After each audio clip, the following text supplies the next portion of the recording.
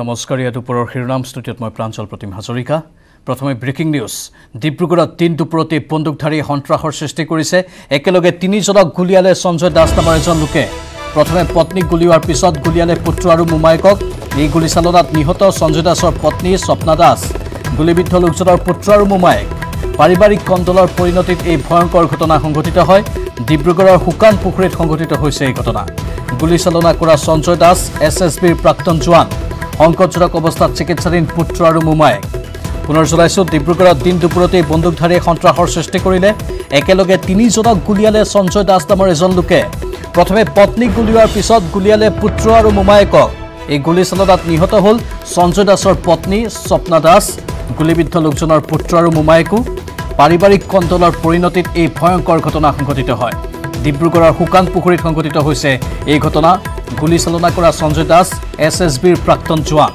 সংকটজনক অৱস্থাত চিকিৎসাধীন পুত্ৰ আৰু মোমাইক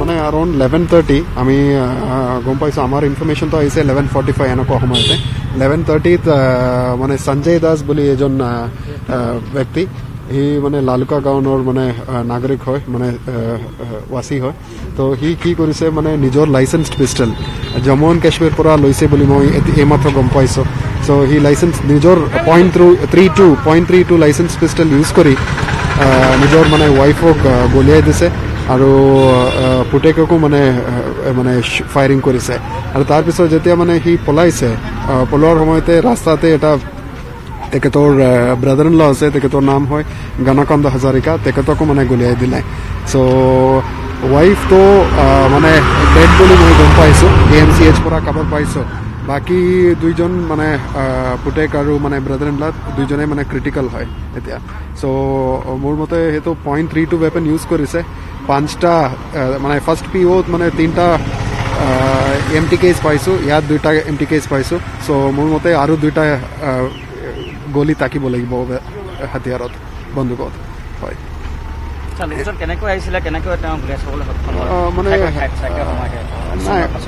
নাই সেই মানে একচুৱেলি এটা হিষ্ট্ৰী আছে বুলি আগতে এনেকুৱা এটা মানে ক্ৰিমিনেল হিষ্ট্ৰী আছে বুলি মই গম পাইছোঁ যেতিয়া মানে গাঁৱৰ মানুহে কৈছে সি যেতিয়া SSB আছিলে এবাৰ মানে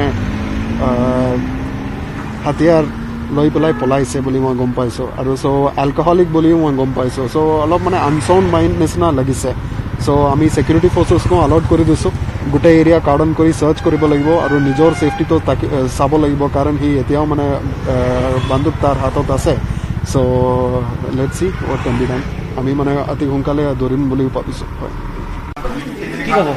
দুৰ্ভাগ্যজনক কথা তেখেত SSBত চাকৰি কৰিছিলে আজি 8 বছৰ হৈছে ৰিটায়াৰ কৰাৰ পাছত তেখেতৰ ঘৰতো তেনেকুৱা পৰিৱেশ কোনো তেনেকুৱা ধৰণৰ হৈ নাছিলে এতিয়া ইয়াৰ ভিতৰত কি ধৰণৰ অভিসন্ধি সোমাই আছে কি আছে ইয়াত বহুত ধৰণৰে ইয়াত আছে মানে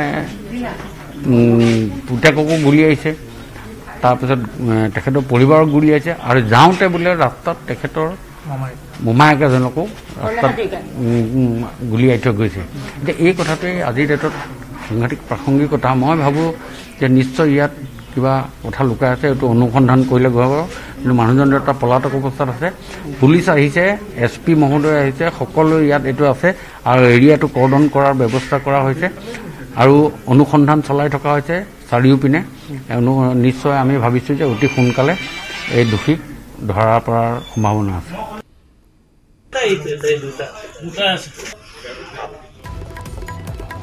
দোষীক অতি শীঘ্ৰে কৰায়ত্ব কৰাৰ বাবে সকলো প্ৰয়াস চলোৱা হৈছে বুলি উল্লেখ কৰিছে বিধায়কগৰাকীয়ে আমি স্পষ্ট ৰূপত কৈছোঁ যে এই ঘটনাৰ পাছতেই সমগ্ৰ অঞ্চলজুৰি এক হাহাকাৰময় পৰিৱেশৰ সৃষ্টি হৈছে ডিব্ৰুগড়ত দিন দুপৰতেই বন্দুকধাৰীয়ে সন্ত্ৰাসৰ সৃষ্টি কৰিলে একেলগে তিনিজনক গুলিয়ালে সঞ্জয় দাস নামৰ এজন লোকে প্ৰথমে পত্নীক গুলিওৱাৰ পিছত গুলিয়ালে পুত্ৰ আৰু মোমায়েকক গুলিচালনাত নিহত সঞ্জয় দাসৰ পত্নী স্বপ্না দাস এই সমগ্ৰ ঘটনা এতিয়াও ৰহস্যৰ আৱৰ্তত আছে অধিক তথ্য কি আহিছে পোহৰলৈ সেয়া জনাব আমাৰ ডিব্ৰুগড়ৰ সাংবাদিক টমাছ বুঢ়াগোহাঁয়ে টমাছ পোনপটীয়া সম্প্ৰচাৰত গৈছোঁ আপোনাৰ কাষলৈ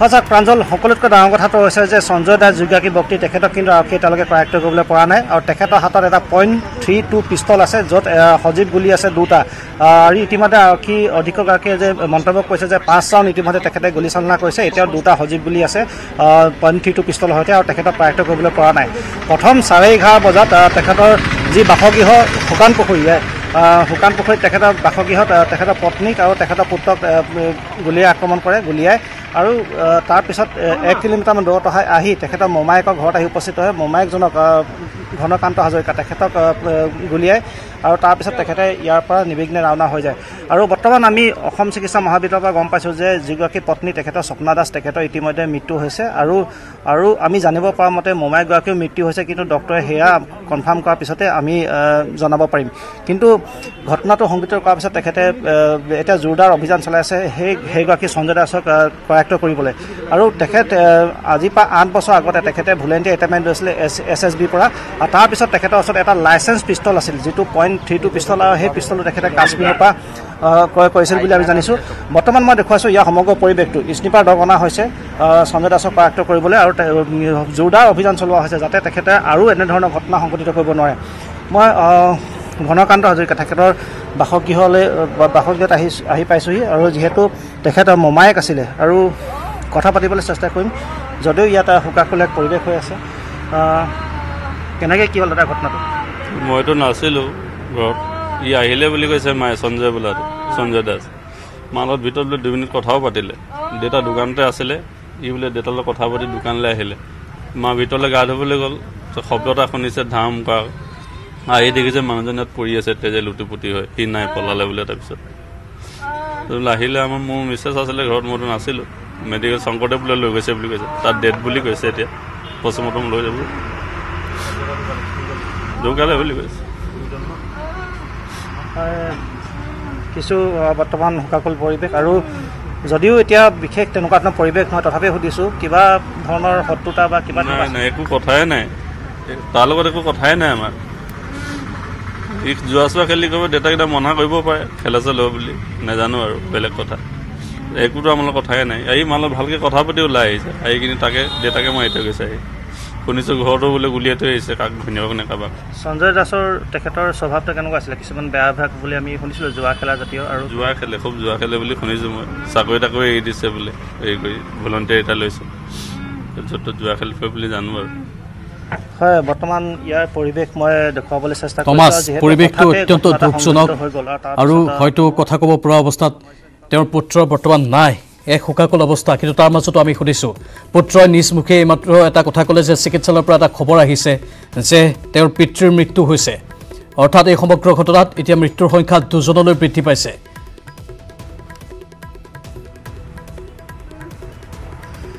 নিশ্চয় এতিয়া নিশ্চয় আপুনি গম পাইছে দৰ্শকসকলে গম পাইছে যে কিমানলৈ বৃদ্ধি হৈছে মই বৰ্তমান ক'বলৈ বেয়া পাইছোঁ ইয়াত যিহেতু ঘৰৰ মানুহে গম নাপায় বিশেষ কথা আৰু মই সমগ্ৰ পৰিৱেশটো বৰ্তমান দেখুৱাইছোঁ হুকাকুল পৰিৱেশ কাৰণ ওচৰ চুবুৰীয়া ঘৰৰ মানুহ কোনেও কল্পনা কৰিব পৰা নাই এনেকুৱা এটা ঘটনা হ'ব বুলি হঠাৎ এটা শব্দ শুনি যিহেতু আহি চাইছেহি আৰু এনে এটা পৰিৱেশ দেখিছে সেয়া অতি দুৰ্ভাগ্যজনক কোনো কল্পনা কৰিব নোৱাৰে আৰু সকলোতকৈ ডাঙৰ কথা বৰ্তমান এইটো হৈ পৰিছে যে সঞ্জয় দাস তেখেতক এতিয়ালৈকে কৰায়ত্ব কৰিব পৰা নাই আৰু তেখেতৰ হাতত এটাও পিষ্টল এতিয়াও আছে য'ত 2 ৰাউণ্ড সজীৱ গুলি এতিয়াও আছে আৰু তেখেতে কোনফালে গৈছে কি উদ্দেশ্য লৈ গৈছে সেয়া কিন্তু এতিয়ালৈকে কোনো ধৰিব পৰা নাই যিহেতু তেখেতে এতিয়ালৈকে 3জনক গুলিয়াইছে আৰু হয়তো তেনেকুৱা ঘটনা সংঘটিত কৰিব পাৰে নেকি সেয়া এতিয়া ডাঙৰ কথা হৈ পৰিছে আৰক্ষীয়ে গিজগিজাই আছে কিন্তু ধৰিবলৈ বৰ্তমান সক্ষম হোৱা নাই মই যিহেতু পৰিয়ালৰ লোকে এতিয়াও বিশ্বাস কৰিব পৰা নাই এনেকুৱা এটা ঘটনা হৈ গ'ল সেই মই দেখুৱাবলৈ চেষ্টা কৰিছোঁ কেমেৰাত আবদ্ধ কৰিবলৈ মই চেষ্টা কৰিছোঁ আৰু কি কাৰণে ঘটনাটো হ'ল সেয়া এতিয়ালৈকে কিন্তু ৰহস্য আৱৰ্তত মই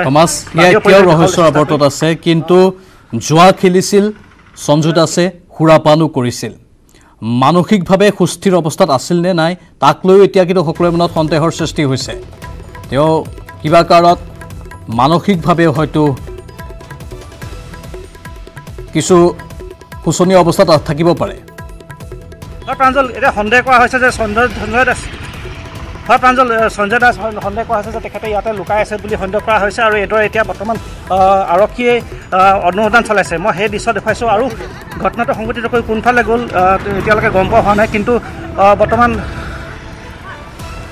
বৰ্তমান আৰক্ষী কিছু ইচাৰা দিছে আমাক আঁতৰিবলৈ কোৱা হৈছে কাৰণ হয়তো ইয়াতে লুকাই থাকিব পাৰে আৰু তেখেতৰ হাতত যিহেতু এটা পিষ্টল আছে গতিকে আমি ইয়াৰ পৰা কিছু আঁতৰিবলৈ চেষ্টা কৰিম আৰু ইয়াতে লুকাই আছে বুলি কোৱা হৈছে যিটো টয়টা ডিলাৰ আছে কাষতে থকা তাতে ইতিমধ্যে লুকাই থকা সন্দেহ কৰা হৈছে আৰু কিছু গতিবিধি আমি দেখিছোঁ আৰক্ষীৰ আমি ওচৰত গৈ জানিবলৈ চেষ্টা কৰিম কি হৈছে আচলতে কথাটো হয়তো ঘটনাটো সংঘটিত কৰি তেখেতে লুকাই থাকিব পাৰে কাৰণ তেখেতে যিহেতু কোনো বাহনলৈ অহা নাছিলে খোজকাঢ়ি আহিছিলে আৰু হয়তো বেছি দূৰ যাব নোৱাৰে ক'ৰবাত লুকাই থকাৰ সন্দেহ এটা নিশ্চয় আছে আৰু আমি দৃশ্য দেখুৱাই যাবলৈ চেষ্টা কৰিম আৰু সমগ্ৰ ঘটনাটো কি হৈছে আমি দেখুৱাবলৈ চেষ্টা কৰিম আৰু ইতিমধ্যে আৰক্ষী কিছু কুচকাৱাজ বৰ্তমান চলি থকা পৰিলক্ষিত হৈছে আৰু কাষতে থকা যিটো টয়টা ডিলাৰ তাত আহি আৰক্ষীয়ে গোট খাইছেহি হয়তো ক'ৰবাত আত্মগোপন কৰি থাকিব পাৰে লুকাই থাকিব পাৰে সেয়া ডাঙৰ কথা আৰু মানুহজনৰ মনত আচলতে সঞ্জয় দাস তেখেতৰ মনত কি চলি আছে কোনো বৰ্তমান ক'ব পৰা নাই কাৰণ যিহেতু দুখন ঘৰ দুটাকৈ ঘটনা কৰি আহিছে তিনিজন লোকক গুলিয়াই থৈ আহিছে আৰু তাৰপিছত তেখেতৰ ওচৰত এতিয়াও বৰ্তমান যিহেতু পিষ্টলটো আছে গতিকে কেনেকুৱা ধৰণৰ কি হয় পিছত আমি গম পাম আৰু ইতিমধ্যে আমি দেখিছোঁ যে ইয়াত সমগ্ৰ ঘটনাটো বিধায়ক বা ইয়াত সকলোৱে আহি বৰ্তমান বুজ লৈছে আৰক্ষীয়ে ইতিমধ্যে তদন্ত চলাই আছে আৰু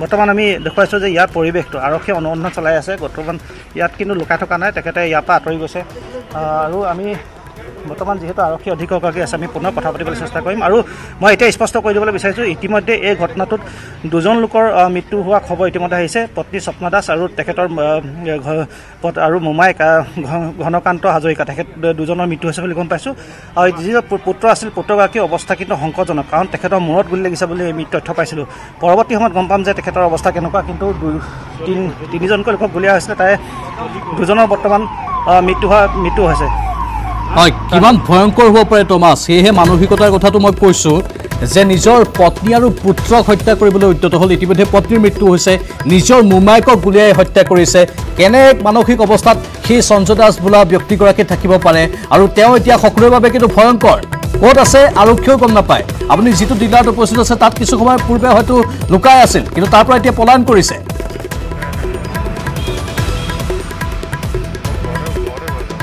নিশ্চয় ডাঙৰ কথা সেইটোহে পৰিছে যে ক'ত লুকাই আছে সেই ব্যক্তিগৰাকী এতিয়ালৈকে গম পোৱা হোৱা নাই আৰক্ষীয়ে যদিও তালাচী চলাইছে ধৰিবলৈ চেষ্টা কৰিছে কিন্তু এতিয়ালৈকে সফল হোৱা নাই আৰু সকলোতকৈ ডাঙৰ কথা যিহেতু তেখেতৰ হাতত .32 জাতীয় এটা মৰণাস্ত্ৰ আছে আৰু সেই মৰণাস্ত্ৰত ইতিমধ্যে আৰক্ষী অধীক্ষকগৰাকীয়ে কৈছে যে অনুমান কৰিছে যে তাত দুটাকৈ সজীৱ গুলি বৰ্তমানো আছে গতিকে মনত কি চলি আছে তেখেতৰ এতিয়ালৈকে ধৰিব পৰা নাই কাৰণ যিহেতু তিনিজনকৈ লোকক তেখেতে ইতিমধ্যে গুলিয়াইছে আৰু হয়তো তেখেতে আৰু তেনেকুৱা ঘটনা কৰিব পাৰে গতিকে সেই লোকজনক অতি সোনকালে কৰায়ত্ব কৰাটো জৰুৰী হৈ পৰিছে আৰক্ষী অধীক্ষক আছে আমি পুনৰ কথা পাতিবলৈ চেষ্টা কৰিম কিছু তথ্য আমি জানিবলৈ চেষ্টা কৰিম কাৰণ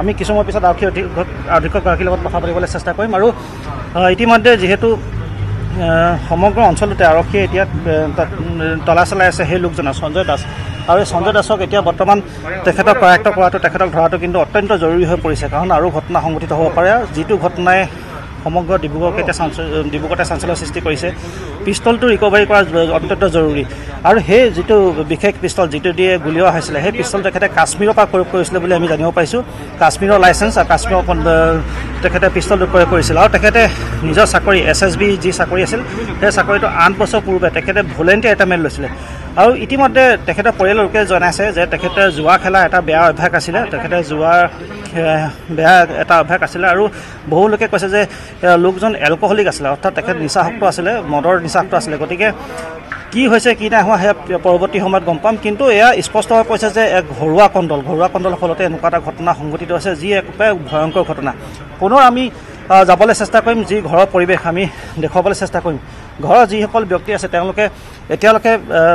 তেওঁলোকে বিশ্বাস কৰিব পৰা নাই যে এনেকুৱা এটা ঘটনা হৈ গৈছে হঠাতে পৰিয়ালৰ এজন লোক আহিছে কথা পাতিছে কথা পাতি গুলিয়াই আঁতৰি গৈছে নিৰ্বিঘ্নে সেয়া এতিয়ালৈকে কিন্তু বিশ্বাস কৰিব পৰা নাই তেওঁলোকে আৰু ইতিমধ্যে শোকাকুল হৈ পৰিছে সকলো ঘৰত বিশেষ কোনো পৰিৱেশ নাই কথা পতাৰ পুত্ৰগৰাকীয়ে তেখেতে ইতিমধ্যে আমাক সকলো কথা জনাইছে আৰু কিছু কথা পাতিবলৈ চেষ্টা কৰিম তেখেতৰ কেনেকুৱা স্বভাৱৰ আছিলে বা তেখেতৰ কেনেকুৱা কি আছিলে সেয়া আমি কথা পাতিবলৈ চেষ্টা কৰিম। আৰু যিহেতু মই দেখুৱাইছোঁ ঘটনাটো সংঘটিত হৈছিলে ইয়াৰ পৰা প্ৰায় 1 কিলোমিটাৰমান দূৰত। ঘটনাটো সংঘটিত কৰি তেখেতে যেতিয়া পুত্ৰক গুলি মাৰিছিলে, তেখেতৰ পত্নীক গুলি মাৰিছিলে, তাৰপৰা তেখেতে খোজকাঢ়ি আহিছিলে। তেখেতে খোজকাঢ়ি আহোঁতে চেণ্ডেলো পিন্ধা নাছিলে বুলি কৈছে। আৰু খোজকাঢ়ি আহি তেখেতে এই জেগাডোখৰ হৈছে বগীপুলৰ 37 নম্বৰ ৰাষ্ট্ৰীয় ঘাইপথৰ কাষতে ঘনকান্ত হাজৰিকা তেখেতৰ বাসগৃহ। ইয়াত আহি তেখেতে ৰৈছিল। ৰৈ পিনি তেখেতে মানুহজনৰ লগত কথা পাতি গুলিয়াই থৈ গুচি গ'ল। হয়তো আৰক্ষীয়ে তৎপৰতা দেখুৱাহেঁতেন ধৰিব পাৰিলেহেঁতেন। আৰু এতিয়া সকলোতকৈ ডাঙৰ কথা তেখেতে কোন দিশলৈ গ'ল। ৰাষ্ট্ৰীয় ঘাইপথত যোৱাহেঁতেন হয়তো ধৰিব পাৰিলেহেঁতেন, কাৰণ মানুহজন খোজকাঢ়ি গৈছে। এইখিনিতে অনুমান কৰিব পাৰি যে ক'ৰবাত নহয় ক'ৰবাত তেখেতে লুকাই আছে, কাৰণ কাষতে আমি পথাৰ দেখিছোঁ, বাহনি আছে, হাবি আছে। ক'ৰবাত নহয় ক'ৰবাত লোকজন হয়তো লুকাই থাকিব পাৰে, সেয়া এক আশংকা থাকিব পাৰে। আৰু এতিয়া বৰ্তমান সকলোফালে জোৰদাৰভাৱে তালাচী চলাই আছে আৰক্ষীয়ে যে সেই লোকজনক সঞ্জয় দাস তেখেতক কৰায়ত্ব কৰিব যাতে পাৰে। আৰু বিশেষকৈ যিটো পিষ্টল, সেই পিষ্টলটো যাতে ৰিকভাৰী কৰিব পাৰে, সেয়া বৰ্তমান প্ৰাৰম্ভিকভাৱে আৰক্ষীয়ে তাৰ বাবে চেষ্টা চলাইছে। আৰু অতি এটা ব্যস্ত পথ, তেখেতে হয়তো কোনোবা বাহনত উঠিও দূৰলৈ যাবগৈ পাৰে। আৰক্ষীৰ ফ'ৰ্চ কম হৈছে নেকি টমাছ? আৰক্ষীৰ ফ'ৰ্চ তাত কম হৈছে নেকি? তেওঁলোকে জোৰদাৰ গতিত অভিযান চলাব পৰা নাই নেকি?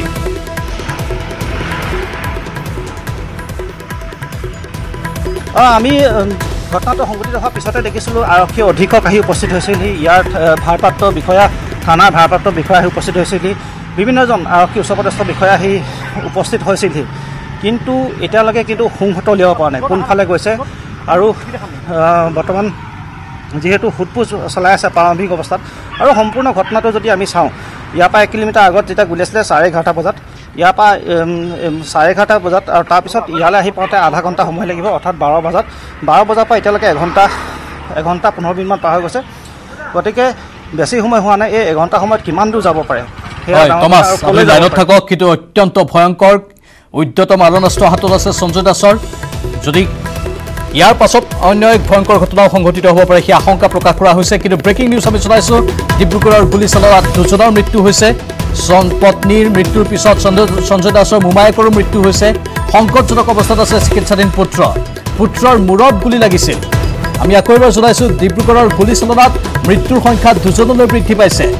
পত্নীৰ মৃত্যুৰ পিছত সঞ্জয় দাসৰ মোমায়েকৰো মৃত্যু হৈছে আৰু সংকটজনক অৱস্থাত চিকিৎসাধীন হৈ আছে পুত্ৰৰ মূৰত গুলী লাগিছিল। এক ভয়ংকৰ ঘটনা ডিব্ৰুগড়ত সংঘটিত হ'ল। সঞ্জয় দাস নামৰ লোকজনে উন্মত্ত হৈ নিজৰ পৰিয়ালৰ সদস্যক গুলীচালনা কৰিলে, মোমায়েকক গুলীচালনা কৰিলে। ইতিমধ্যে পত্নী আৰু মোমায়েকৰ মৃত্যু হৈছে। লগতে সঞ্জয় দাসৰ পুত্ৰৰ অৱস্থা সংকটজনক। বৰ্তমান চিকিৎসাধীন অৱস্থাত আছে। মূৰত গুলী লাগিছে সঞ্জয় দাসৰ পুত্ৰ। এতিয়ালৈকে কিন্তু সঞ্জয় দাসক কৰায়ত্ব কৰিব পৰা নাই। পলাতক অৱস্থাত আছে। ক'ত আত্মগোপন কৰি আছে সেয়াও আৰক্ষীয়ে এতিয়ালৈকে সম্ভেদ পোৱা নাই। ডিব্ৰুগড়ৰ শুকান পুখুৰীত এই ঘটনা সংঘটিত হয়।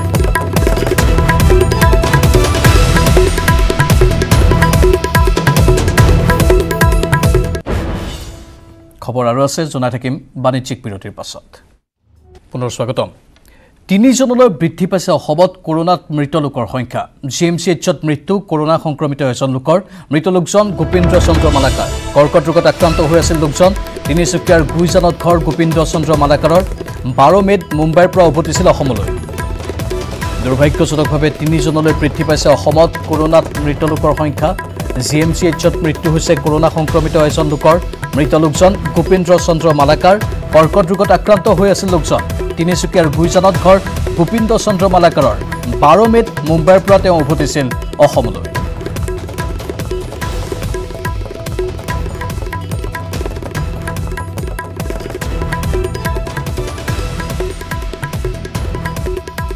তিনিজনলৈ বৃদ্ধি পাইছে অসমত কৰোণাত মৃত লোকৰ সংখ্যা। GMCHত মৃত্যু হৈছে কৰোণা সংক্ৰমিত এজন লোকৰ। মৃত লোকজন গোপীন্দ্ৰ চন্দ্ৰ মালাকাৰ। কৰ্কট ৰোগত আক্ৰান্ত হৈ আছিল লোকজন। তিনিচুকীয়াৰ গুইজানত ঘৰ গোপীন্দ্ৰ চন্দ্ৰ মালাকাৰৰ। 12 মে'ত মুম্বাইৰ পৰা উভতিছিল অসমলৈ গোপীন্দ্ৰ চন্দ্ৰ মালাকাৰ। কৰ্কট ৰোগত আক্ৰান্ত হৈ আছিল আৰু বয়স আছিল 71 বছৰ। মুম্বাইৰ পৰা 12 মে'ত তেওঁ উভতিছিল অসমলৈ। তাৰপাছতে তেওঁক কোৱাৰেণ্টাইনত ৰখা হৈছিল। স্বাস্থ্য পৰীক্ষা কৰোৱা হৈছিল। স্বাস্থ্য পৰীক্ষাত তেওঁ COVID-19 পজিটিভ ধৰা পৰিল। তাৰপাছতে তেওঁৰ চিকিৎসা চলি আছিল। কিন্তু চিকিৎসাৰ মাজতেই দুৰ্ভাগ্যজনক খবৰটো আহিল যে তেওঁৰ মৃত্যু হৈছে। পূৰ্বতে 2জনৰ মৃত্যু হৈছিল এতিয়া 3জনলৈ বৃদ্ধি পাইছে কৰোনাত মৃত লোকৰ সংখ্যা GMCHত মৃত্যু হৈছে কৰোনা সংক্ৰমিত এজন লোকৰ নাম ইতিমধ্যে আমি জনাইছো গোপিন্দ চন্দ্ৰ মালাকাৰ কৰ্কট ৰোগত তেওঁ আক্ৰান্ত হৈ আছিল মুম্বাইত চিকিৎসাৰ বাবে গৈছিল কিন্তু 12 মেত তেওঁ অসমলৈ উভতি আহিছিল কিন্তু উভতি অহাৰ পাছত তেওঁৰ শৰীৰত কোভিড-19 পজিটিভ ধৰা পৰিল আৰু এতিয়া তেওঁৰ মৃত্যুৰ খবৰ আহিছে তিনিচুকীয়াৰ গুইজানত ঘৰ গোপিন্দ চন্দ্ৰ মালাকাৰৰ আৰু তিনিচুকীয়াৰ গুইজান অঞ্চলত শোকৰ ছাঁ পৰিছে অধিক জনাব আমাৰ তিনিচুকীয়াৰ সংবাদদাতা উপাসনা গোস্বামীয়ে উপাসনা কি খবৰ আছে আৰু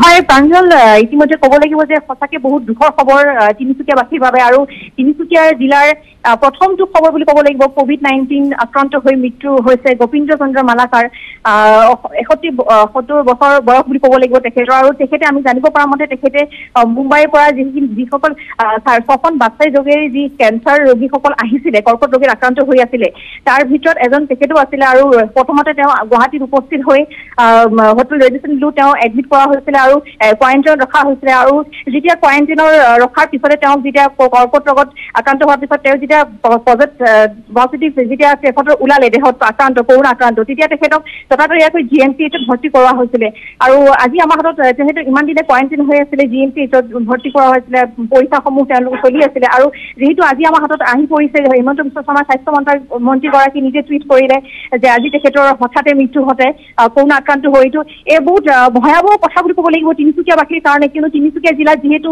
প্ৰথমটো পজিটিভ কেছ বুলি ইতিমধ্যে আমি জানিবলৈ পাৰিছো আৰু তিনিচুকীয়া জিলাত যিহেতু বহিৰাজ্যৰ লোকসকল ইতিমধ্যে আহি আছে আৰু তিনিচুকীয়া জিলাৰ কেইবাটা স্থানতো তেওঁলোক কোৱাৰেণ্টাইন হৈ আছে আৰু তেওঁলোকৰ যি নমুনাসমূহ সংগ্ৰহ কৰা হৈছিলে হোৱাৰ পিছতো তেওঁলোকে এতিয়ালৈকে আমাৰ হাতত ৰিপৰ্ট আহি পোৱা নাই কিন্তু আমি আজিকালিৰ ভিতৰতে আমি তেওঁলোকৰ ৰিপৰ্টটো আমাৰ হাতত আহি পাব যে কেনেকুৱা স্থিতিত তেওঁলোক এতিয়া বৰ্তমান আছে আৰু এয়া সঁচাকে বহুত দুখজনক ঘটনা বুলি ক'ব লাগিব কিন্তু তিনিচুকীয়াবাসী এতিয়াও যেন সজাগ হোৱা নাই তেনেকুৱা যেন আমি দেখিব পাইছো যিহেতু প্ৰতিদিনে আমি নিউজ 18 অসম নৰ্থ ইষ্টৰ দৰ্শকক আমি দেখুৱাই আহিছিলো যে সজাগ হ'বলৈ সময় আহি গ'ল কিন্তু সবতে যেতিয়া অসমৰ বিভিন্ন প্ৰান্তত যিহেতু ইতিমধ্যে ধৰা পৰিছে তিনিচুকীয়াখন হয়তো বেছি দূৰ নাই কিন্তু লোক এতিয়া সজাগ হোৱা নাই ছ'চিয়েল ডিষ্টেন্সিং মেইনটেইন কৰা নাই মাস্ক পৰিধান কৰা নাই আমি নিউজ 18 অসম নৰ্থ ইষ্টৰ দৰ্শকক আমি বাৰংবাৰকে কৈ আহিছিলো তিনিচুকীয়াবাসী আৰু এয়াই সঁচাকে আজি এক ভয়ংকৰ খবৰ আমাৰ হাতত আহি পৰিছে বুলি ক'ব লাগিব উপাসনা যেহেতু এতিয়া পৰিয়ালৰ লোকে অন্ত্যেষ্টিক্ৰিয়াটো অংশগ্ৰহণ কৰিব নোৱাৰিব গোপিন্দ চন্দ্ৰ মালাকাৰৰ পৰিয়ালৰ তৰফৰ পৰা কিবা মন্তব্য প্ৰতিক্ৰিয়া আহিছে নেকি হয় যেহেতু এতিয়ালৈকে গোপিন্দ চন্দ্ৰ মালাকাৰৰ লগত তেখেত বম্বেলৈ গৈছিলে ট্ৰিটমেণ্ট কৰিবলৈ তেখেতৰ লগত পত্নী আৰু তেখেতৰ ল'ৰা লগত গৈছিলে আৰু তেওঁলোক তিনিচুকীয়া গুইজানৰ আপোনাৰ অশোক নগৰৰ তেখেত বাসিন্দা হয় তেওঁলোক আৰু এতিয়ালৈকে গুইজানৰ ঘৰ এতিয়ালৈকে কোনো তেওঁলোকৰ পৰিয়ালৰ লগত এতিয়ালৈকে আমি সম্পৰ্ক হ'ব পৰা নাই কিন্তু আমি চেষ্টা কৰি আছো চেষ্টা আমাৰ অব্যাহত ৰাখিছে এতিয়ালৈকে ধন্যবাদ উপাসনা গোস্বামী পৰিয়ালৰ পত্নী আৰু পুত্ৰ যেহেতু তেওঁ লগতে গৈছিল মুম্বাইলৈ আৰু মুম্বাইৰ পৰা উভতি অহাৰ পাছতো তেওঁলোকক এতিয়া কোৱাৰেণ্টাইন হয়তো কৰা হৈছে তেওঁলোককো অন্য ধৰণে পৃথককৈ ৰখা হৈছে তেওঁলোকৰো স্বাস্থ্য পৰীক্ষা কৰি থকা হৈছে কিন্তু ৰাজ্যত কৰোনাত বা কোভিড-19ত আক্ৰান্ত হৈ মৃত্যু হোৱা লোকৰ সংখ্যা 3জনলৈ বৃদ্ধি পালে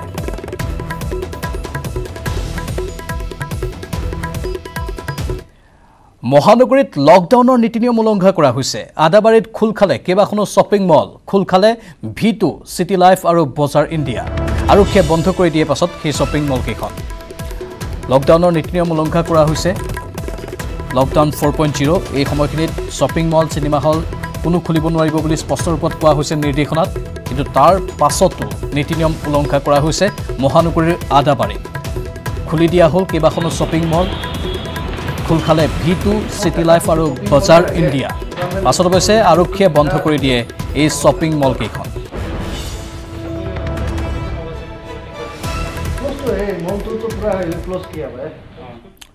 102জনলৈ বৃদ্ধি পাইছে অসমত কৰোনা সংক্ৰমিতৰ সংখ্যা যোৰহাটত নতুনকৈ সংক্ৰমিত হ'ল 2জন সংক্ৰমিত 20 বছৰীয়া আজিজুল হক ৰহমান আৰু 20 বছৰীয়া সুদীপ বুঢ়াগোহাঁই যুৱক দুজনৰ এজনৰ ঘৰ যোৰহাটৰ তিতাবৰত আৰু এজন নগাঁৱৰ টুইটাৰ যোগে এই কথা জনালে স্বাস্থ্যমন্ত্ৰী ডক্টৰ হিমন্ত বিশ্ব শৰ্মাই চেন্নাইৰ পৰা অসমলৈ আহিছিল 2জন যুৱক যোৰহাটৰ ৰিজনেল কোৱাৰেণ্টাইন চেণ্টাৰত আছিল লোক 2জন অসমত বৰ্তমান চিকিৎসাধীন 57জন সংক্ৰমিত আৰোগ্য লাভ কৰিছে 41জন সংক্ৰমিত লোকে মৃত্যু হৈছে 2জন কৰোনা সংক্ৰমিত লোকৰ নিজ ৰাজ্যলৈ ঘূৰাই পঠোৱা হৈছে আন 2জন সংক্ৰমিত লোকক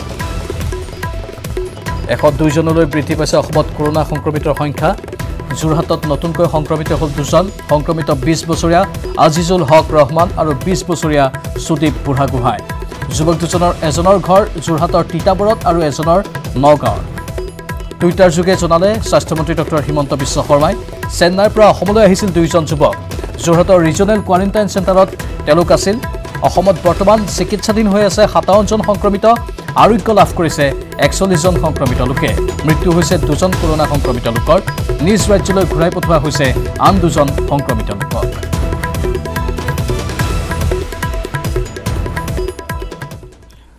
বাতৰিত পুনৰ সময় হৈছে চখা বিগত 24 ঘণ্টাত ভাৰতত 157 জনৰ মৃত্যু হৈছে দেওবাৰে পুৱা 8 বজালৈ মৃত্যু হৈছে 2872 জন লোকৰ 1 লাখ হোৱাৰ দিশে ভাৰতত কৰোনা সংক্ৰমিতৰ সংখ্যা এই পৰ্যন্ত ভাৰতত 96169 জনৰ দেহত মহামাৰী কৰোনা ধৰা পৰিছে মহাৰাষ্ট্ৰত সৰ্বাধিক 1198 জন লোকৰ মৃত্যু হৈছে পুনৰ জনাইছো 3029 জনলৈ বৃদ্ধি পাইছে ভাৰতত কৰোনাত মৃত লোকৰ সংখ্যা বিগত 24 ঘণ্টাত ভাৰতত 157 জনৰ মৃত্যু হৈছে কৰোনাত 1 লাখ হোৱাৰ দিশে ভাৰতত কৰোনা সংক্ৰমিতৰ সংখ্যা এই পৰ্যন্ত ভাৰতত 96169 জনৰ দেহত মহামাৰী কৰোনা ধৰা পৰিছে মহাৰাষ্ট্ৰত সৰ্বাধিক 1198 জন লোকৰ মৃত্যু হৈছে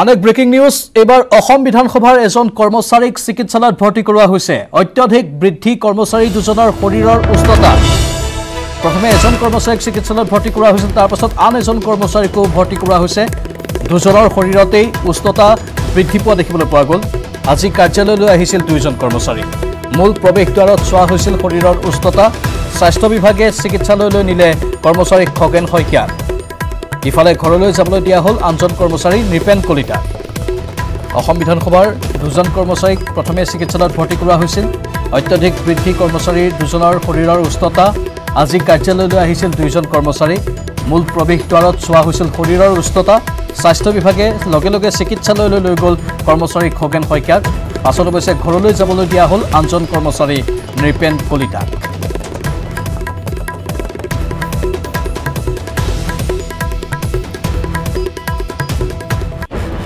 মহানগৰ জিলা উপায়ুক্তৰে মন্ত্ৰী সিদ্ধাৰ্থ ভট্টাচাৰ্যৰ বৈঠক লকডাউন সন্দৰ্ভত পৰ্যালোচনা মন্ত্ৰীগৰাকীৰ আৰ্থিক লোকচানৰো বুজ ল'লে মন্ত্ৰীগৰাকীয়ে জিলা উপায়ুক্তৰ কাৰ্যালয়ত পৰ্যালোচনা বৈঠক অনুষ্ঠিত হয় চতুৰ্থ পৰ্যায়ৰ লকডাউনক লৈও বৈঠকত আলোচনা কৰা হয় মহানগৰ জিলা উপায়ুক্তৰে মন্ত্ৰী সিদ্ধাৰ্থ ভট্টাচাৰ্যৰ বৈঠকৰ খবৰ আমি জনাইছো লকডাউন সন্দৰ্ভত পৰ্যালোচনা কৰে মন্ত্ৰীগৰাকীয়ে আৰ্থিক লোকচানৰো বুজ ল'লে মন্ত্ৰীগৰাকীয়ে জিলা উপায়ুক্তৰ কাৰ্যালয়ত পৰ্যালোচনা বৈঠকৰ আয়োজন কৰা হয় চতুৰ্থ পৰ্যায়ৰ লকডাউনক লৈও বৈঠকত আলোচনা কৰা হয়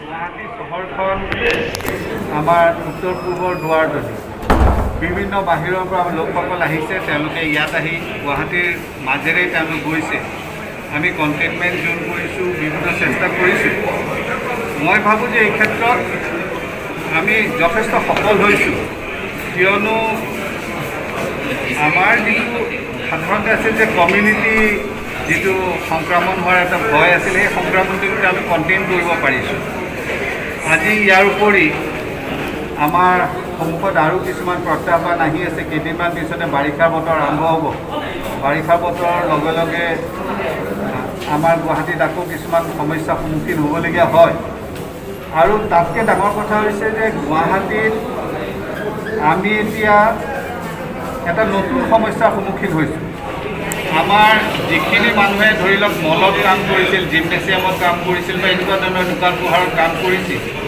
সেই মানুহখিনি তেখেতসকল নিম্ন মধ্যবিত্ত তেওঁলোকৰ NFSৰো কোনো ৰেচন কাৰ্ড নাছিলে বা ইয়াৰ পিছতো তেওঁলোক নাছিলে কিন্তু তেওঁলোক সঁচাকৈ বিপদত পৰিছে নগাঁৱৰ পুৰণি গুদামত এতিয়া লকডাউনৰ বাবে বিপদত পৰিছে মীনপালকসকল পুৰণি গুদাম চলচলি ৰঙিয়া গাঁৱৰ বসন্ত শইকীয়া নামৰ এজন মীনপালকে প্ৰায় 7 বিঘা মাটিত থকা এটা ফিচাৰীত মীন পালন কৰি আহিছিল লকডাউন ঘোষণা কৰাৰ ফলত মীনপালকজন লোকচানৰ সন্মুখীন হৈছে এই বছৰ ফিচাৰীটোত মাছ মাৰিব নোৱাৰাৰ বাবে মাছৰ পৰিমাণ বৃদ্ধি পোৱাত এতিয়া পানীতেই মাছ উপঙি মৰিবলৈ ধৰিছে তদুপৰি পূৰ্বে নোহোৱা কোনো ৰোগৰ সংক্ৰমণ হোৱাৰ সন্দেহত কেইবাবিধো ঔষধ প্ৰয়োগ কৰিও একো সুফল পোৱা নাই মীনপালকজনে।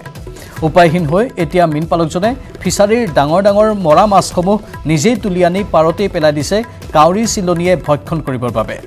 ইফালে মীন পালন কৰিয়েই নিজৰ পৰিয়ালটি পোহপাল দিয়া বসন্ত শইকীয়াই বিত্তীয় প্ৰতিষ্ঠানৰ পৰা প্ৰায় 2 লাখ টকা ঋণ লৈ এইবেলি কোনো লাভৰ মুখ নেদেখি কিদৰে ঋণ পৰিশোধ কৰিব পৰা যাব তাক লৈও চিন্তিত হৈ পৰিছে।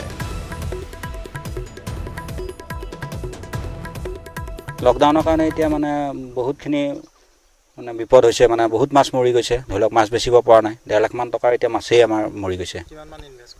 এতিয়া মিনিমাম 1.5 লাখ 2 লাখ মান টকা ইনভেষ্ট কৰিছিলোঁ। মানে ইনভেষ্ট এই বছৰ 1.5 লাখ 2 লাখ কৰিছিলোঁ, আগৰ বছৰ মাছ বহুত থাকি গৈছে। এতিয়া কিহৰ কাৰণে মৰিছে আচলতে? কিহৰ কাৰণে মৰিছে এতিয়া আমিতো অনুমানিক ভাবিছোঁ, ইমান দিনৰ পৰা কৈ আছোঁ, আগতে কোনোদিন মৰা নাই, এতিয়া মৰিছে। আমি ভাবিছোঁ গেছৰ কাৰণে মৰিছে কাৰণে এতিয়া মেডিচিনো কৰিছোঁ, ধৰি লওক পাউডাৰ মাৰিছোঁ, এনেকৈ কিবা কিবি টেবলেট মাৰিছোঁ, কিন্তু তথাপিতো মনা নাই, মৰিয়ে আছে।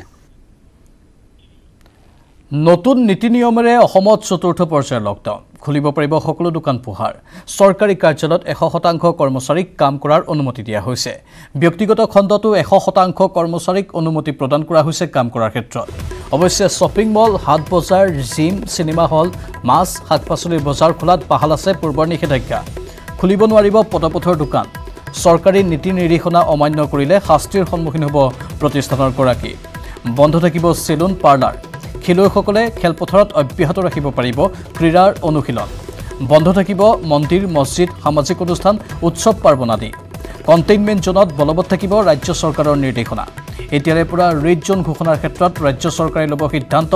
এখন জিলাত 200ৰ অধিক লোক কৰোনা সংক্ৰমিত হ'লেই ৰেড জোন হিচাপে চিহ্নিত হ'ব সেই জিলাখন। যান বাহন চলাচলৰ ক্ষেত্ৰত বাহাল থাকিব পূৰ্বৰ নীতি। এখন বাহনত উঠিব পাৰিব 50% যাত্ৰী। 2চকীয়া আৰু 4চকীয়া বাহনত পূৰ্বৰ নিয়ম বাহাল ৰখা হৈছে। আন্তঃজিলা যাতায়াতৰ ক্ষেত্ৰতো বাহাল থাকিব একেই নীতি নিয়ম।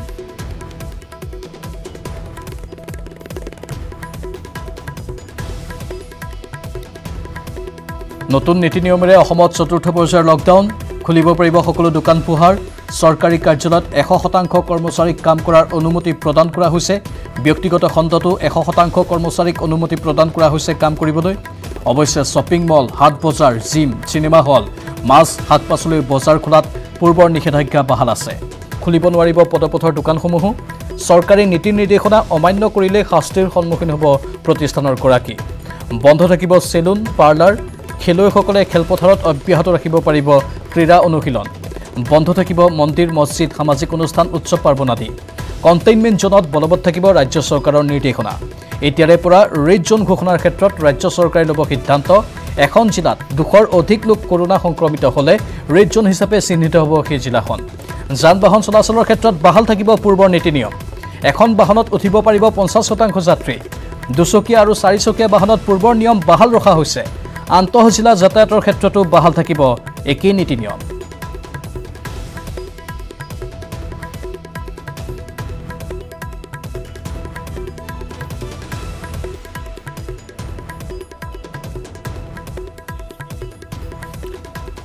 ইফালে শেহতীয়াভাৱে ৰাজ্যত বৃদ্ধি হোৱা কৰোনা আক্ৰান্তৰ সংখ্যা আৰু বিশেষকৈ গুৱাহাটী মহানগৰীত বৃদ্ধি পোৱা কৰোনা আক্ৰান্তৰ সংখ্যাৰ প্ৰতি লক্ষ্য ৰাখি নলবাৰী জিলা প্ৰশাসন হ'ব লাগিব কঠোৰ। কিয়নো কামৰূপৰ গাতে লাগি থকা জিলা হিচাপে নলবাৰীত আজিও অব্যাহত আছে কৰোনা আতংক। সকলো সজাগ আৰু সতৰ্ক হৈ নিজৰ কৰ্তব্য পালন কৰিবলৈ প্ৰশাসনে নলবাৰীৰ লোকসকলক আহ্বান জনাইছে। নলবাৰীৰ পৰা অধিক জনাব সংবাদদাতা ত্ৰিদীপ কলিতাই। হয়, আজিৰ পৰা আৰম্ভ হ'ল 4ৰ্থ পৰ্যায়ৰ লকডাউন আৰু 4ৰ্থ পৰ্যায়ৰ লকডাউনতো 3য় পৰ্যায়ৰ লকডাউনৰ নিচিনাকৈ থাকিব কিছু শিথিলতা। তথাপিতো কিন্তু এতিয়াও কিন্তু যি কৰোনা আতংক, সেই কৰোনা আতংক কিন্তু কমি যোৱা নাই, বিশেষকৈ নলবাৰীত। কিয়নো যিহেতু শেহতীয়াভাৱে ৰাজ্যত বৃদ্ধি পাইছে কৰোনাত আক্ৰান্ত সংখ্যা আৰু বিশেষকৈ গুৱাহাটী মহানগৰীত যিহেতু কৰোনা আতংক সংখ্যা দিনক দিনে বৃদ্ধি পাবলৈ ধৰিছে, তেনে পৰিপ্ৰেক্ষিতত কিন্তু নলবাৰীত ইয়াৰ প্ৰভাৱ বাৰুকৈ পৰা পৰিলক্ষিত হৈছে। এটা কথা উল্লেখ কৰিবই লাগিব, যিহেতু গুৱাহাটীৰ পৰা নলবাৰীলৈ বহু বেছি দূৰ নহয় আৰু যিহেতু কামৰূপৰ সীমাতে আছে নলবাৰী জিলাখন, সেয়ে নলবাৰী আৰু কামৰূপৰ মাজৰ যিটো যাতায়াত ব্যৱস্থা, সেই যাতায়াত ব্যৱস্থা অতি সুচল আৰু সেই পৰিপ্ৰেক্ষিতত চাবলৈ গ'লে নলবাৰীটো কিন্তু এতিয়াও আঁতৰা নাই কৰোণা আতংক। আৰু এটা কথা উল্লেখ কৰিব বিচাৰিছোঁ যে সমগ্ৰ দেশতে বা সমগ্ৰ বিশ্বই এতিয়া কৰোণা আতংকৰ বাবে আতংকিত হৈ আছে আৰু তেনে পৰিপ্ৰেক্ষিতত অসমতো ইয়াৰ প্ৰভাৱ বাৰুকৈ পৰিছে। বিশেষকৈ ইয়াৰ প্ৰভাৱ পৰিছে নলবাৰীত, যিহেতু প্ৰথম পৰ্যায়ৰ পৰা নলবাৰীত কৰোণা আতংকই বিৰাজ কৰি আছে। এটা সময়ত নলবাৰী ৰেড জ'ন হিচাপে চিহ্নিত হৈছিল, স্বাস্থ্য মন্ত্ৰালয়ে চিহ্নিত কৰিছিল, কিন্তু শেহতীয়াভাৱে নলবাৰী গ্ৰীণ জ'নলৈ উন্নত কৰিলে, গ্ৰীণ জ'ন হ'ল আৰু তৃতীয় পৰ্যায়ৰ লকডাউনত কিছু শিথিলতা আহি গৈছিল। আৰু তাৰপিছত আজিৰে পৰা যিহেতু চতুৰ্থ পৰ্যায়ৰ লকডাউন আৰম্ভ হ'ল, চতুৰ্থ পৰ্যায়ৰ এই লকডাউন সময়ছোৱাতো কিছু শিথিলতা আছে যদিও কিন্তু নলবাৰীতো কিন্তু এই কৰোণাৰ যি আতংক, সেই আতংক কিন্তু হ্ৰাস পোৱা দেখিবলৈ পোৱা নাই। সকলোকে সজাগ আৰু সতৰ্ক হৈ থাকিবলৈ জিলা প্ৰশাসনৰ ফালৰ পৰা বা চৰকাৰীভাৱে বিশেষ নিৰ্দেশনাৱলী দিয়া হৈছে, আহ্বান জনোৱা হৈছে আৰু সেইমতে যিসমূহ শিথিলতা অনা হৈছে চৰকাৰীভাৱে বা জিলা প্ৰশাসনৰ ফালৰ পৰা, সেই শিথিলতাসমূহৰ মাজেৰে নিজৰ দায়িত্ব পালন কৰিবলৈ, নিজৰ কৰ্তব্য সমাপন কৰিবলৈ সকলোকে আহ্বান জনোৱা হৈছে। যদিও যি লকডাউনৰ যি নীতি নিয়ম, সেই নীতি নিয়ম পালন কৰিবলৈ কিন্তু বাৰে প্ৰতি জিলা প্ৰশাসনৰ ফালৰ পৰাও আহ্বান জনাই থকা হৈছে। তাৰ লগে লগে আন এটা কথা মই উল্লেখ কৰিব বিচাৰিছোঁ যে যিহেতু আজি চতুৰ্থ পৰ্যায়ৰ লকডাউনৰ প্ৰথমটো দিন, এই চতুৰ্থ পৰ্যায়ৰ লকডাউনতো বজাৰ সমাৰ নিয়মিতভাৱে বহিব যদিও কিন্তু যিটো সামাজিক দূৰত্বৰ কথা কোৱা হৈছে, যিটো বজাৰ সমাৰ যিটো ভিৰ নকৰিবলৈ আহ্বান জনোৱা হৈছে, সেইসমূহ মানি চলিবলৈ প্ৰশাসনৰ ফালৰ পৰা আহ্বান জনোৱা হৈছে। তাৰ লগে লগে এটা কথা ক'ব বিচাৰিছোঁ যে যিহেতু মাত্ৰ কেইটামান দিনৰ পিছতে ইছলাম ধৰ্মী লোকসকলৰ যি ৰমজান মাহৰ অন্তত যি ঈদ অনুষ্ঠিত হ'ব, সেই ঈদৰ প্ৰতিও লক্ষ্য ৰাখি জিলা প্ৰশাসনে কিছু ব্যৱস্থা লোৱা পৰিলক্ষিত হৈছে। যিহেতু ইছলাম ধৰ্মী লোকসকলৰ এই পবিত্ৰ ৰমজান মাহৰ অন্তত যি ঈদ অনুষ্ঠিত হয়, এই ঈদৰ যিহেতু ইছলাম ধৰ্মী লোকসকলে বজাৰ সমাৰ কৰিব বিচাৰিব বা তেনে পৰিপ্ৰেক্ষিততো নলবাৰীত কিছু সমস্যাৰ সন্মুখীন হ'ব পাৰে নেকি, যি সামাজিক দূৰত্বৰ কথা কৈ থকা হৈছে, সামাজিক দূৰত্বত কিছু বিশৃংখলৰ সৃষ্টি হ'ব পাৰে নেকি, তাৰ প্ৰতিও এতিয়া জিলা প্ৰশাসন চকু ৰখা পৰিলক্ষিত হৈছে।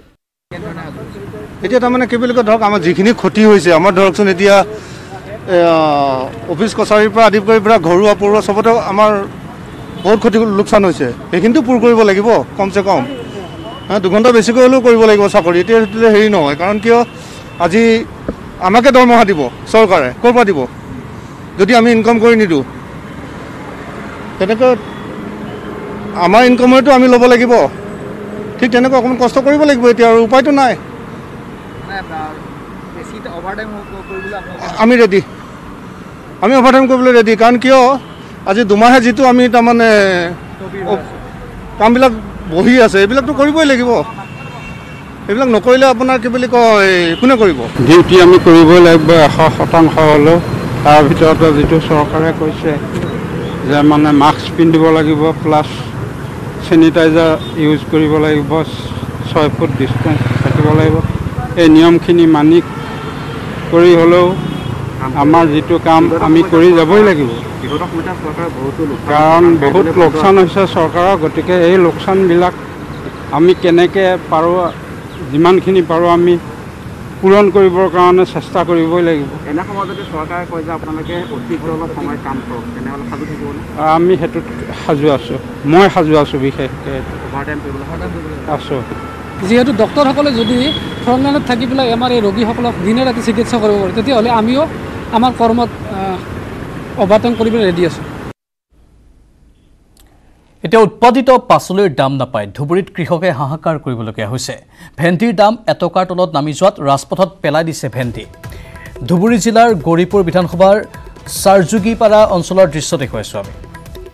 হাহাকাৰ অৱস্থা এতিয়া এইসকল খেতিয়কৰ।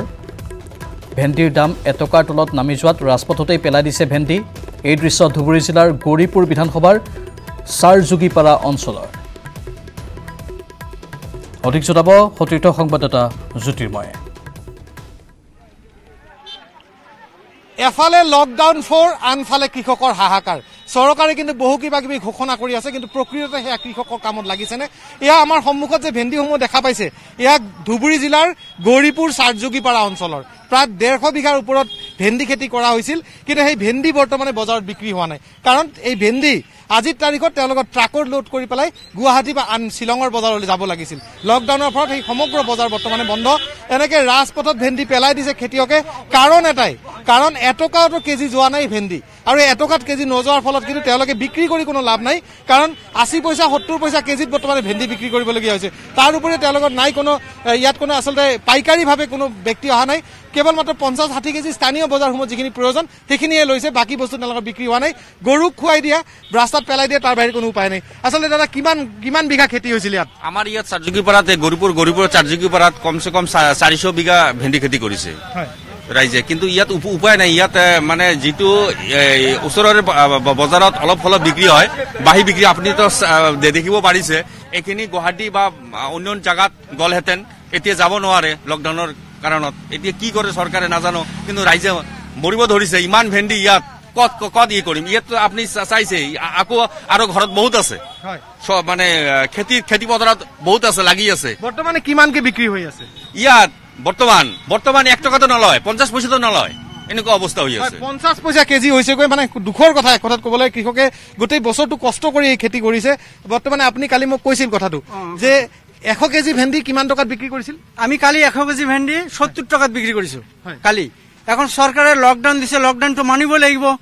তাৰপিছত আৰু বেপাৰী নাহে লকডাউনৰ কাৰণে, আৰু বজাৰতো উপযুক্ত দামতো বিক্ৰী কৰিব নোৱাৰো, আমি বজাৰ যাবই নোৱাৰো। কেনেকৈ আমাৰ ভেন্দি বিক্ৰী হয়? এইখিনি আমাৰ মূৰে কামৰে হাত দিব লগা হৈছে। এতিয়া আমি কি কৰো? এইখিনি কৰি আমি গোটেই বছৰ অলপ হলেও কোনোমতে চলি থাকো, কিন্তু এতিয়াতো আৰু নোৱাৰো। আমাৰ অৱস্থা হাহাকাৰ লাগিছে, হাহাকাৰ অৱস্থা হৈছে। কৃষকৰ কৃষি লোন লৈছে, লোন কেনেকে দিব? বন্ধন বেংকৰ পৰা লোন লৈছে। আপুনি ভেন্দি খেতি কৰিছিল? কৰিছি। কিমান খেতি আছিল? আমাৰ এইখানে 400 বিঘা ভেন্দি আছে, তার মধ্যে ভেন্দি নেয় না, 50 পয়সা কেজি ভেন্দি নেয় না। সেই রকম করে ওই জন্য ভেন্দি এনে এটি কিনা ঢালি দিছি। নিশ্চয় কয় ভেন্দি আনি ইয়াত পেলাই দিছে, উপায় নাই, কাৰণ তেওঁলোকৰ ভেন্দি নলয়। বৰ্তমানে এই ভেন্দি দেখা পাইছে যে এয়া হৈছে, আমি দেখুৱাইছো ধুবুৰী জিলাৰ গৌৰীপুৰ বিধানসভা সমষ্টিৰ চাৰযোগীপাৰা বুলি এখন গাঁও আছে, যিখন গাঁৱৰ খেতিৰ কাৰণে বিখ্যাত। প্ৰতি বছৰে ইয়াত লাখ লাখ টকাৰ খেতি কৰা হয়, আৰু সেই খেতি উৎপাদিত সামগ্ৰী গুৱাহাটীকে ধৰি আদি কৰি বজাৰত বিক্ৰী কৰা হয়। কিন্তু লকডাউনৰ ফলত তেওঁলোকৰ খেতি বৰ্তমানে উৎপাদিত সামগ্ৰী বিক্ৰী কৰিবলৈ তেওঁলোকৰ বৰ্তমান কোনো পথ নাই। বৰ্তমানে পেলাই দিবলগীয়া অৱস্থা হৈছে। এজন মানুহ অলপ আগতে উল্লেখ কৰিছে 100 কেজি ভেন্দিৰ দাম দিছে 700 টকা, তাৰমানে 70 পইচা ভেন্দিত কেজি। আচলতে চৰকাৰী যিসমূহ ব্যৱস্থা আছে, কৃষকৰ উন্নয়নৰ কাৰণে যিসমূহ ঘোষণা হৈ আছে বা চৰকাৰী যি ব্যৱস্থা আছে, সেই ব্যৱস্থা ইয়াক এতিয়াও ঢুকি পোৱা নাই নেকি? এই ব্যৱস্থা লৈ কিন্তু বৰ্তমানে চিন্তা হৈছে, কাৰণ কৃষকে লোন লৈ পেলাই অৰ্থ সাহায্য বিভিন্ন ঠাইৰ পৰা লৈ পেলাই খেতি কৰিছিল, উৎপাদিত সামগ্ৰী বিক্ৰী কৰিব নোৱাৰি, কিন্তু বৰ্তমানে জুৰুলা অৱস্থা হৈছে। ইয়াৰ পৰৱৰ্তী পৰ্যায়ত কৃষকে কি কৰিব, কি কৰি খাব, সেয়া কিন্তু এটা ডাঙৰ সমস্যাৰ তৈয়াৰ হ'ব। আজিৰে পৰা দেশত ৪ৰ্থ পৰ্যায়ৰ লকডাউন। দেশত ৩১ মেলৈ অব্যাহত থাকিব লকডাউন। বন্ধ থাকিব বিমান আৰু মেট্ৰ' ৰেল সেৱা, বন্ধ থাকিব shopping mall, cinema hall, gym, school, college, বন্ধ থাকিব ৰেষ্টুৰেণ্ট, হোটেল, আৰ্থিক সেৱাৰে জড়িত সকলো অনুষ্ঠান প্ৰতিষ্ঠান, মঠ মন্দিৰ, মছজিদ, গীৰ্জা আদি বন্ধ থাকিব। অব্যাহত থাকিব আন্তঃৰাজ্যিক পৰিবহণ সেৱা। আন্তঃজিলা যাতায়াতৰ ক্ষেত্ৰত ৰাজ্য চৰকাৰে ল'ব সিদ্ধান্ত। ৰেড জোন, গ্ৰীণ জোন, অৰেঞ্জ জোনৰ ক্ষেত্ৰত সিদ্ধান্ত ল'ব ৰাজ্য চৰকাৰে। কণ্টেইনমেণ্ট জোনত অব্যাহত থাকিব জৰুৰীকালীন সেৱা। সন্ধিয়া 7 বজাৰ পৰা পুৱা 7 বজালৈ থাকিব সান্ধ্য আইন। আজিৰে পৰা দেশত ৪ৰ্থ পৰ্যায়ৰ লকডাউন। দেশত ৩১ মেলৈ অব্যাহত থাকিব এই লকডাউন।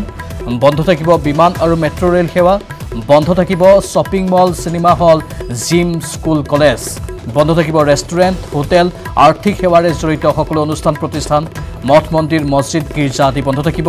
অব্যাহত থাকিব আন্তঃৰাজ্যিক পৰিবহণ সেৱা। আন্তঃজিলা যাতায়াতৰ ক্ষেত্ৰত ৰাজ্য চৰকাৰে ল'ব সিদ্ধান্ত। ৰেড জোন, গ্ৰীণ জোন, অৰেঞ্জ জোনৰ ক্ষেত্ৰত সিদ্ধান্ত ল'ব ৰাজ্য চৰকাৰে। কণ্টেইনমেণ্ট জোনত অব্যাহত থাকিব জৰুৰীকালীন সেৱা। সন্ধিয়া 7 বজাৰ পৰা পুৱা 7 বজালৈ সান্ধ্য আইন বলবৎ থাকিব। দুগৰাকী অকলশৰীয়া অবিবাহিত যুৱতী, নাম মামণি হাজৰিকা আৰু অশ্ৰুমণি হাজৰিকা। যুৱতী দুগৰাকীৰ ঘৰ টিয়কৰ কাকজান বনগাঁৱত। সৰুতেই পিতৃ মাতৃক হেৰুৱাই অকলশৰীয়াকৈ দুৰ্বিষহ জীৱন কটাইছে এই দুগৰাকী যুৱতীয়ে। দুচলামান টিন পাতেৰে বেৰি থোৱা হাঁহৰ গঁৰাল সদৃশ ঘৰত বাস কৰে মামনি আৰু অশ্ৰুমণিয়ে। জীয়াই থকাৰ সামান্যতম অধিকাৰৰ পৰাও যেন বঞ্চিত আজি মামনি আৰু অশ্ৰুমণি। এজাক ধুমুহাই বহু বছৰ পূৰ্বে ভাঙি থৈ গৈছিল যুৱতী দুগৰাকীৰ ঘৰখন। এতিয়া চৰকাৰী আৱাস গৃহৰ বাবে আবেদন নিবেদন কৰি কোনো সুফল নাপালে দুৰ্ভগীয়া মামনি অশ্ৰুমণিয়ে। জনপ্ৰতিনিধি তেওঁলোকৰ ওচৰলৈ আহে, ঘৰ এখন দিয়াৰ সপোন দেখুৱাই আৰু গুচি যায়, কিন্তু কাৰ্যত সেয়া হৈ নুঠে। অধিক জনাব টিয়কৰ পৰা সতীৰ্থ সংবাদদাতা দিগন্ত হাজৰিকাই। মোৰ পিছফালে এটা ঘৰ দেখিছে, টিঙৰ এটা হাঁহৰ গঁৰাল সদৃশ এটা ঘৰ। এই ঘৰটোৰ ওপৰত কিন্তু আজিও দৃষ্টি নপৰিল কোনো এজন জনপ্ৰতিনিধিৰ। ইয়াতে দুগৰাকী শিক্ষিত যুৱতী ইয়াতে বাস কৰে। তেখেতসকলৰ পিতৃ মাতৃ বহুদিনৰ পূৰ্বতেই ইহ সংসাৰৰ পৰা গুচি গৈছিল, কিন্তু তাৰ পিছত তেখেতসকলে ইয়াতে অকলশৰীয়াকৈ তেওঁলোকে জীৱন নিৰ্বাহ কৰি আছে। বাইদেউ আছে, মই বাইদেউৰ পৰা অকণমান জানিবলৈ চেষ্টা কৰিম। বাইদেউ, আপোনালোকৰ ওচৰত আহে নে কোনো চৰকাৰী একো আপোনালোকে আজিলৈকে ঘৰ এটা পোৱা নাই? আহে নাই? আপোনালোকে যোগাযোগ কৰিছে নাই? যোগাযোগ কৰিছিলো, কিন্তু আহে খা খবৰ লয় তেনেকে, কিন্তু পিছত কোনো উত্তৰ নাহে। খা খবৰ লৈ গুচি যায়। কেনেকুৱা এইকেইটা দিনত আপোনালোকে কেনেকুৱা ধৰণে চলি আছে? এতিয়া আপোনালোকৰ পৰা সহায় সহযোগ পোৱা মতে যেনেকে পাৰিছো তেনেকে কৰিছো, কিন্তু বতাহ ধুমুহা বেলেগ যন্ত্ৰণা পালো। যিদিনা ধুমুহা আহিছিলে সেইদিনা মানে টোপনি ক্ষতি আৰু বা মইতো ভাতো খাবলৈ পোৱা নাই। কেলে মানে আবেলি আমি ভাত খাওঁ, ভাইটিয়ে জানে যে যেতিয়া আবেলি মই ভাত বাঢ়ি লৈছো, তেনেকে ধুমুহা বতাহ আহিছে, মই মানে তাতে এৰি থৈ আহিছো। চব মানে উৰুৱাই লৈ গৈছে নহয়, পিছত বনাবলৈ নহল আৰু। আপোনালোকে দেখিছো কালি ইয়াতে আহি আপোনালোকো ইয়াতে আজিও আহিছে। আপোনালোক কি কব? এই দুগৰাকী যুৱতীয়ে কিন্তু আজিলৈকে এটা সুবিধা নাই পোৱা বুলি ইতিমধ্যে কৈছে। বিশেষকৈ তাৰ এই ঘৰটোৱে তাৰ জ্বলন্ত প্ৰমাণ। কি কব? নমস্কাৰ, জয়জয়তে মই নিউজ 18ক আন্তৰিক ধন্যবাদ তথা কৃতজ্ঞতা জ্ঞাপন কৰিছো। যোৰহাট জিলাৰ টিয়ক বিধানসভা সমষ্টিৰ ২৬ নং কাকজান গাঁও পঞ্চায়তৰ 10 নং ৱাৰ্ডৰ এই দুগৰাকী যি মহিলা আছে, এটা সময়ত তেওঁলোক মেধাৱী ছাত্ৰী আছিলে বাৰু, সেই কথা বাদ, কিন্তু বৰ্তমান যি উন্নয়ন, যি পঞ্চায়ত ৰাজৰ যি ব্যৱস্থা, সেই ব্যৱস্থাটো হয়তো ভেঙুচালি হৈছে। অৱহেলিত, শোষিত আৰু যি মৌলিক অধিকাৰৰ পৰা বঞ্চিত এই দুগৰাকী মহিলাক আমি কালি নিটছৰ তৰফৰ পৰা উত্তৰ পূব পীড়িত অঞ্চল উন্নয়ন সমিতিৰ ফালৰ পৰা আমি আহিছিলোঁ আৰু তেখেতসকলক পোনপটীয়াকৈ তেওঁলোকৰ লগত আমি যোগাযোগ কৰিছিলোঁ, তেওঁলোকৰ অৱস্থা নিৰীক্ষণ কৰিছিলোঁ।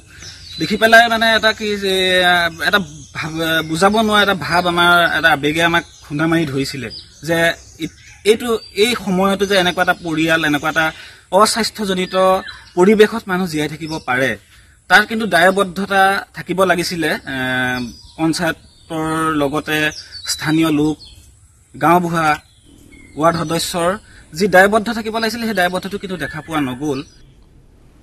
কোভিড-19 প্ৰথমজন ৰোগী চিনাক্ত হোৱাৰ পিছতে বিশ্বনাথ জিলা প্ৰশাসনে ব্যৱস্থা গ্ৰহণ কৰিছে। 40টা কোৱাৰেণ্টাইন চেণ্টাৰ স্থাপন কৰি বাহিৰৰ পৰা অহা লোকসকলক আছুতীয়াকৈ ৰখাৰ ব্যৱস্থা কৰিছে। ইতিমধ্যে বাহিৰৰ পৰা অহা 150 জন লোকক ৰখা হৈছে আৰু ইয়াৰে 70 জন লোকৰ স্বাব সংগ্ৰহ কৰি পৰীক্ষাৰ বাবে তেজপুৰ মেডিকেল কলেজ হস্পিটেললৈ প্ৰেৰণ কৰা হৈছে। ইতিমধ্যে 15,000 লোকে আছাম কেয়াৰৰ জৰিয়তে চৰকাৰৰ লগত যোগাযোগ কৰি উভতি আহিবলৈ আগ্ৰহ প্ৰকাশ কৰিছে। পৰ্যায়ক্ৰমে এইসকল লোকক কোৱাৰেণ্টাইনৰ ব্যৱস্থা কৰিব জিলা প্ৰশাসনে। সামাজিক সংক্ৰমণ ৰোধ কৰাৰ বাবেই টকো গয়াৰীৰ লগত সংস্পৰ্শলৈ অহা প্ৰতিজন লোককে কোৱাৰেণ্টাইন কৰি তেওঁলোকৰ স্বাব সংগ্ৰহ কৰি পৰীক্ষাৰ বাবে তেজপুৰ মেডিকেল কলেজ হস্পিটেললৈ প্ৰেৰণ কৰা হৈছে। অধিক জনাব সতীৰ্থ সংবাদদাতা তুষাৰ হাজৰিকাই।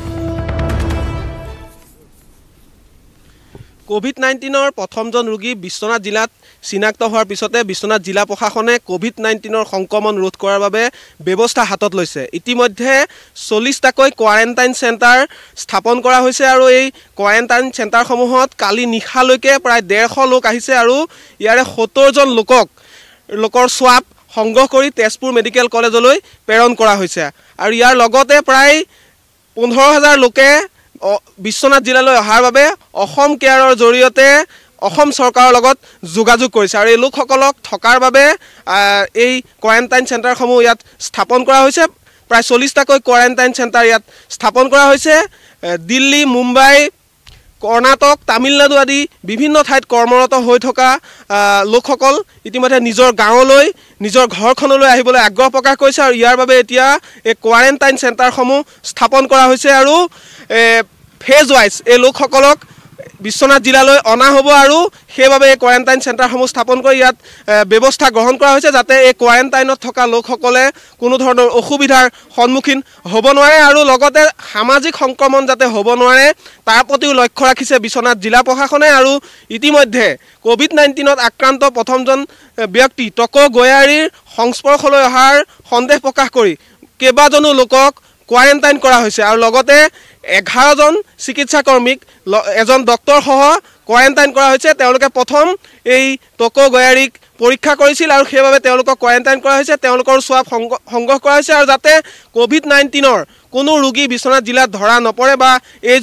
এইজনে কোভিড-19ৰ অন্তিমজন ৰোগী হয় তাৰ প্ৰতি বিশ্বনাথ জিলা প্ৰশাসনে আচলতে ব্যৱস্থা হাতত লৈছে আৰু ইতিমধ্যে 40টাকৈ কোৱাৰেণ্টাইন চেণ্টাৰ স্থাপন কৰা হৈছে যিসকল লোক বাহিৰৰ পৰা আহিছে সেই লোকসকলক আছুতীয়াকৈ ৰখাৰ ব্যৱস্থা কৰা হৈছে দেশৰ বিভিন্ন ৰাজ্যত বিভিন্ন প্ৰতিষ্ঠানত কৰ্মৰত হৈ থকা শ্ৰমিক কৰ্মচাৰী অথবা তীৰ্থযাত্ৰাত যোৱা বহু লোক ইতিমধ্যে অসমলৈ আহিবলৈ অপেক্ষা কৰি আছে তেওঁলোকে অসম কেয়াৰৰ জৰিয়তে তেওঁলোকে যোগাযোগ কৰিছে অসম চৰকাৰৰ লগত আৰু বিশ্বনাথ জিলাৰ প্ৰায় 15,000 লোকে ইতিমধ্যে যোগাযোগ কৰিছে আৰু তেওঁলোকক অনাগত দিনত ফেজ ৱাইজ এই বিশ্বনাথ জিলালৈ লৈ অহা হ'ব আৰু সেইবাবে এতিয়া এই কোৱাৰেণ্টাইন চেণ্টাৰসমূহ স্থাপন কৰা হৈছে আৰু ইয়াত যি প্ৰয়োজনীয় ব্যৱস্থা সেই প্ৰয়োজনীয় ব্যৱস্থা জিলা প্ৰশাসনে আচলতে ব্যৱস্থা কৰিছে